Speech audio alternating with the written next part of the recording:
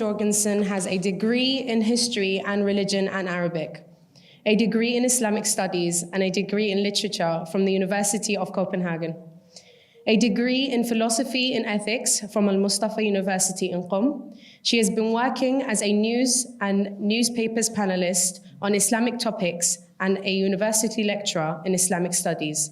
Currently, she works as a Muslim chaplain at a prison and gives lectures at local and international community and religious centers. So, becoming a Muslim, I fell in love with Islam. I fell in love with God, I fell in love with the Prophet, I fell in love with the Ahl Bayt, peace be upon them. And falling in love, you want to know more, right? You want to become. You want to be inspired. And that drove me into studying more. So I studied something else before at uni. And when I became a Muslim, I knew I had to change. I had to go into religion. I had to go into Islamic studies. In our communities, we didn't have any role models with revert backgrounds. We didn't have any women as role models. And we didn't have anyone speaking my native language. That meant that I had to learn Arabic or Farsi or Urdu in order to understand my own religion. The lack of role models and the lack of abilities or possibilities to study Islam in my community made me decide that I want to become that. Right? I do not allow that any revert or anyone in my community do not have a female to talk to about her or his issue, and they do not have a person who understands their language. So I went into uni and I started studying, and I found out I was the only Muslim there. I was the only Muslim studying science of religion, history of religion, and Arabic. None of the teachers, none of the professors, none of the lecturers were Muslim. And girls used to tell me, aren't you afraid that wearing hijab at uni will affect your grades? Because, at uni, they have the narrative, as we were talking about, that women with hijab are uneducated. Being the only woman there with hijab, I felt insecure. And I thought, what, I'm just going to work even harder. And one day, I want to become that woman who's up there. I'm not going to be only the first Muslim to work in this field, I'm also becoming the first woman with hijab. And I felt that responsibility. Doing that, I had no choice. I had to go there. I had to do that. In media, as we talked about, there's no women with hijab. If they're women with hijab, it's something related to Islam, or something related to oppression, or something related to violence, something related to terror. So I decided to become a news panelist, meaning working in radio, news channel, and presenting academic research, presenting society issues, community issues with hijab. Not talking, and I remember this. Once I was going, there was a news channel wanted to do an interview, and they wanted me to become the stereotypical Muslim woman. And I told them, I'm not doing this. I'm an academic. If you want a Muslim woman saying anything just for your camera, you can go in the streets and find one. I do not let anyone disrespect me in this way. And I do not let anyone disrespect me in my academic studies. And they left. But the funny thing is they called me back. And from that day on, they only called me back to comment on academic things, showing people that this doesn't mean that you're uneducated. I also went into prison, working with inmates, and there were no women doing this. I had to fight for 4 years to even letting them consider a woman going into this field. There's no need for it. Right? And the funny thing is there's a narrative there. The narrative is like, if a male inmate is asked for a spiritual guidance or a spiritual counselor, he's asked, is it all right that it's a woman? Whereas if a female inmate asking for the same thing, she's given whoever. And you notice this. So this narrative, where does it come from? Is it a misunderstanding from the non-Muslim organization? Or is it something within us, within our own narrative? So these are the things that I do or did, and also the motivation or the reason why I'm doing it. So when it comes to challenges, of course, there is a long list, especially because I do a lot of different things.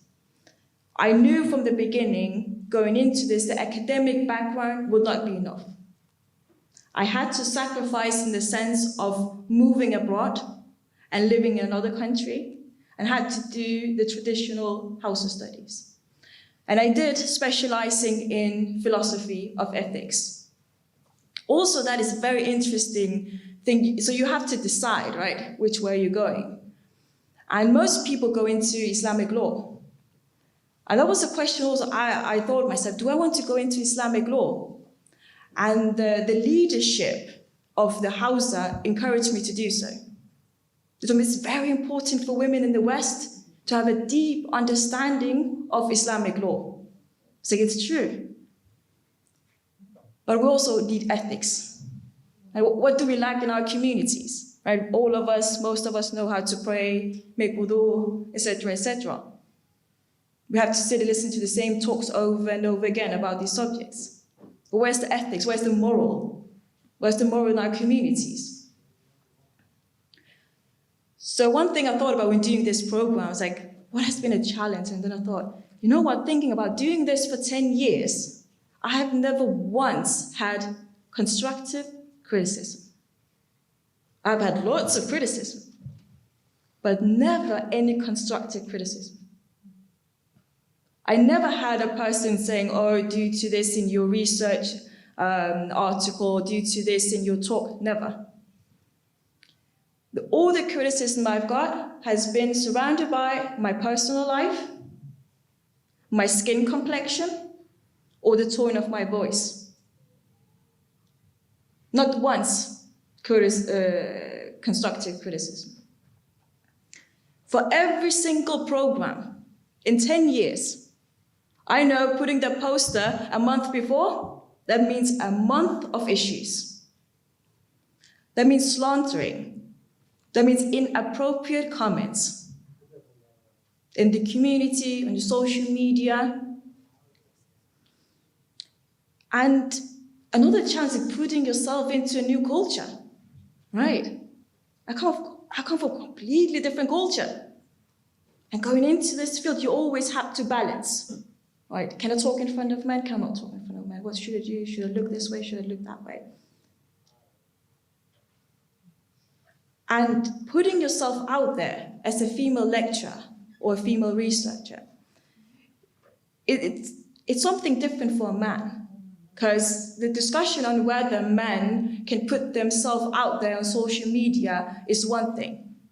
The first we go in that discussion is whether it's arrogance, whether it's riyah. As women, get constant criticism. If I put one picture saying that it's an attempt of getting attention. It could be a poster for an event. But still, this is how it's viewed in most communities. There's also another issue with the question on equal pay. Do female lecturers get the same as the male lecturers? It's a huge issue. And the last thing is networking. So the most important thing in our field is network. Right? If you study Hausa, especially as a female, you sit in your own Hausa, you don't communicate with the opposite gender, you don't go out much, you don't have social media. So coming out of Hausa, you've been introduced to all of this. And then you need to network, right? Because we have an issue with networking in our community, especially when it comes to two genders networking together. And it often leads to the misinterpretation of assistance for, it comes off as a false sense of attraction, right? Instead of it's viewed as assistance, it may be viewed as attraction, which leads to the consequence of you need to decline these proposals, right? And doing that, when it comes from people of authority in the communities, that might lead to you never, ever, ever entering that community again. These are the consequences. And that's what we deal with. But then in the end, we're looking at how do we overcome these challenges, and we do. Luckily, I have teachers, scholars, role models that support me. I have the connection with the community. For all my years in the house and for the 20-something teachers I've had for the exams in the house, not one of them, and all of them being men, not one of them had ever made me feel like I didn't have the same possibilities as other people. On the contrary, they supported me, and they saw this Western woman coming into Iran, living there, studying there, then going back into the Western communities. All the challenges I mentioned are in the Western communities. Not in the Hausa communities in Iran. On the contrary, been to several conferences, we easily go, present our research, you sit and have a conversation with scholars, and there's no issue. So it's been very important for me to have these role models, these people who believe in you. They see something in you they don't even see in yourself. When you doubt yourself because of all the surroundings pulling you down, you have that one person who says, no, I believe in you. There's something in you that I believe in. So as for the advice, well, we study in the sense of studying as a mean to reach the nearness of God. And sometimes the mean is not what we think it's going to be.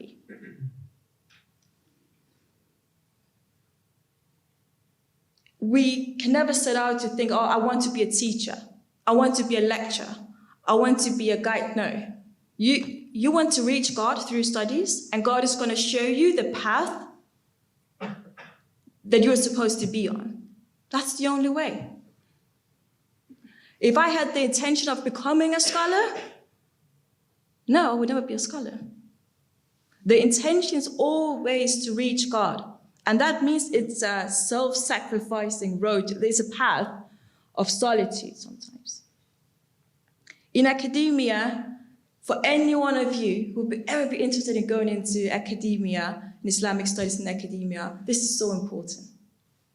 We need people in academia. We need people, especially in Islamic studies. When I first started, my own community told me, you cannot go and study Islam with non-Muslims. I said, all right, I will do double studies. I don't care. I will go to Hausa and I will go to academia. Because one day, we're going to need people in academia who also have that Hausa background. We can't complain about something without doing anything about it. And there's no issue with hijab and grades. No, you just have to work more. And we find excuses, go work more. And it's hard. You know, looking at the Ahl Bayt, peace be upon them, they are teachers. They're the masters of science, right? And look at academia. It's non-Muslims studying Islam. And who at the end is going to go on news or is going to go in newspapers teaching people what Islam is? It's those of knowledge. That's why we need people in academia. I think that's going to be my final word for tonight. Thank you.